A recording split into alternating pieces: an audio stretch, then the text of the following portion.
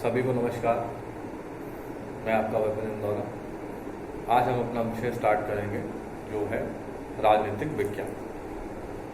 किसी भी विषय को आरंभ करने से पहले उस विषय की महत्वता समझना बहुत ज़रूरी है, उसको समझना बहुत ज़्यादा ज़रूरी है। जैसे कि हम स्टार्ट करते हैं, आपको दिख रहा होगा जिस तरीके से मैंने लिखा राजनीति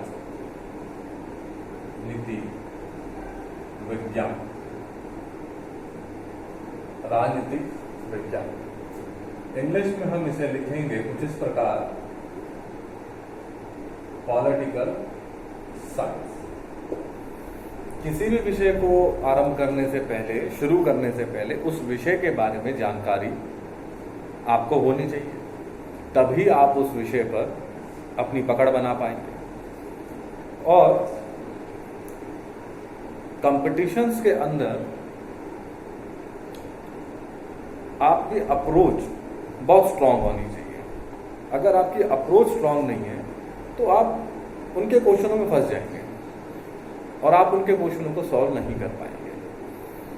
चलिए आते हैं अपने सब्जेक्ट पर। हमने लिखा राजनीतिक विज्ञान। पहले राजनीतिक विज्ञान का मतलब समझते हैं और फिर अपने विषय को आगे लेके बढ़ते हैं। चलिए मैंने लिखा राजनीति विज्ञान, ठीक है। अब हम इसको कुछ तोड़कर लिखने की कोशिश करते हैं, जैसे राज्य प्लस नीति, तो ये हुई राजनीति। लेकिन इस राजनीति को समझने के लिए हमें बहुत अपने दिमाग को खोल कर समझना होगा, क्योंकि ये बहुत बड़ा विषय है। राज्य भारत में अभी वर्तमान में अगर हम करंटली कंडीशन इंडिया की देखें तो अभी रिसेंटली 28 स्टेट्स हैं। कितने? 28 स्टेट्स हैं। और पहले जो हमारे केंद्र शासित प्रदेश थे वो 7 थे। अब उनकी संख्या बढ़कर कितनी हो गई है? उनकी संख्या बढ़कर 9 हो गई है। अब 9 के अंदर अभी हाल फिलहाल के अंदर आपका जम्मू और आपका लद्दाख, ये 2 यूनियन टेरिटरीज इनमें जुड़ी है।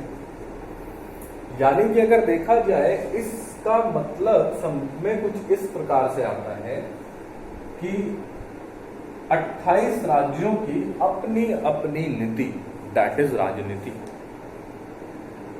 28 राज्यों की अपनी अपनी नीतियां, दैट इज राजनीति। इसी का हम एक एग्जाम्पल लेकर चलते हैं। इसका एग्जाम्पल हम लेते हैं, चलिए दिल्ली से।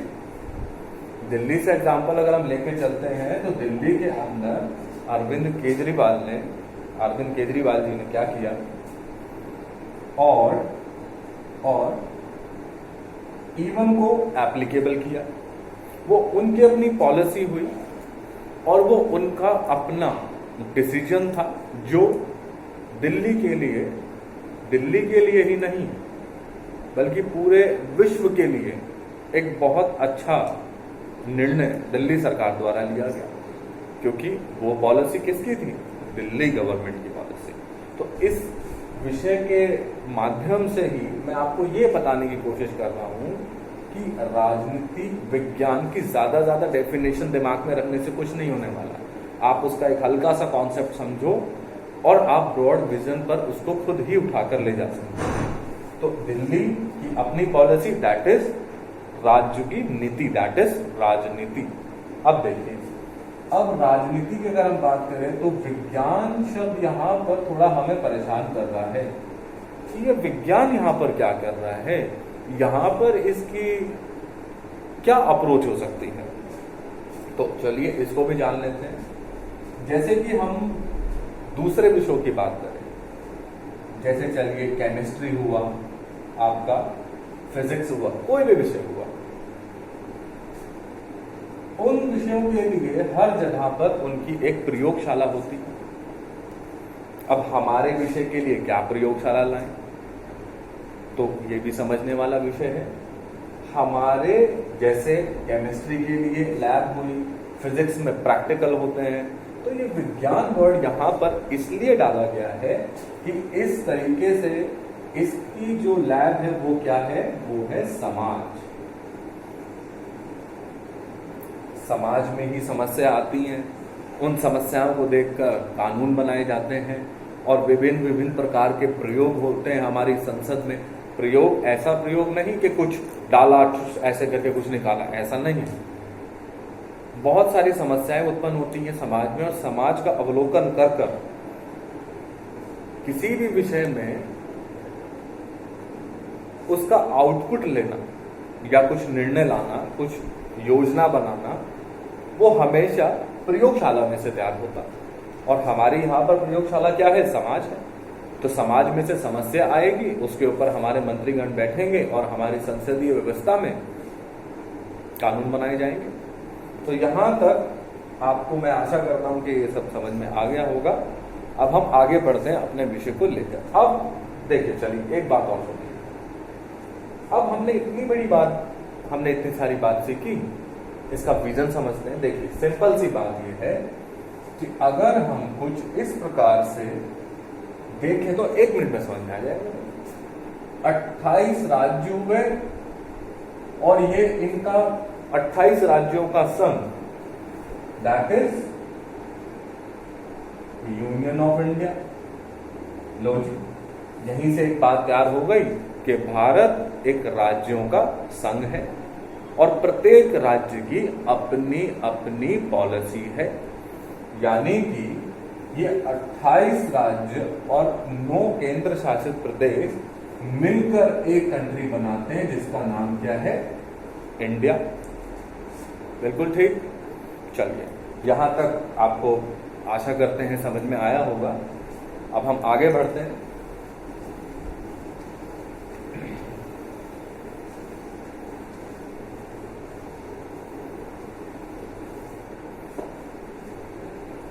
आपके एग्जाम पॉइंट ऑफ व्यू के हिसाब से अगर हम बात करें, चाहे वो आपका एसएससी हो, चाहे वो आपका यूपीएससी हो, कोई भी एग्जाम हो, कोई भी कॉम्पिटिटिव एग्जाम हो, उन एग्जामों के अंदर आपको सबसे ज्यादा संसदीय व्यवस्था को समझना होता है। हमारी पार्लियामेंट्री सिस्टम वर्क कैसे करती है, हमारे संविधान में कितने अनुच्छेद हैं, कितनी अनुसूचियां हैं, कितने संविधान संशोधन हुए हैं, कितने कॉन्स्टिट्यूशन अमेंडमेंट्स हैं, कितने आर्टिकल्स हैं, कितने शेड्यूल्स हैं।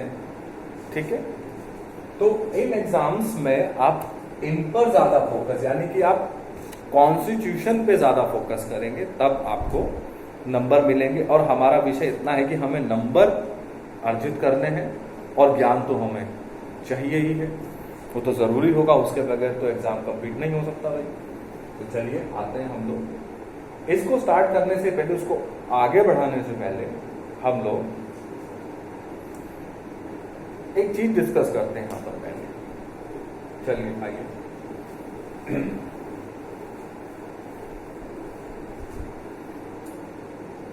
संविधान।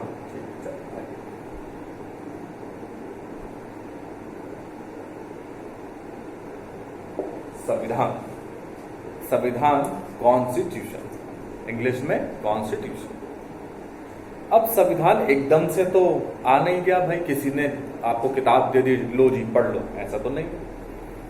किसी भी विषय का एक इतिहास होना, उसका हिस्टोरिकल बैकग्राउंड होना बहुत ज्यादा जरूरी है। जैसे कि हिस्टोरिकल बैकग्राउंड की अगर हम बात करें, चलिए हमने संविधान लिखा, हिस्टोरिकल बैकग्राउंड की बात करें तो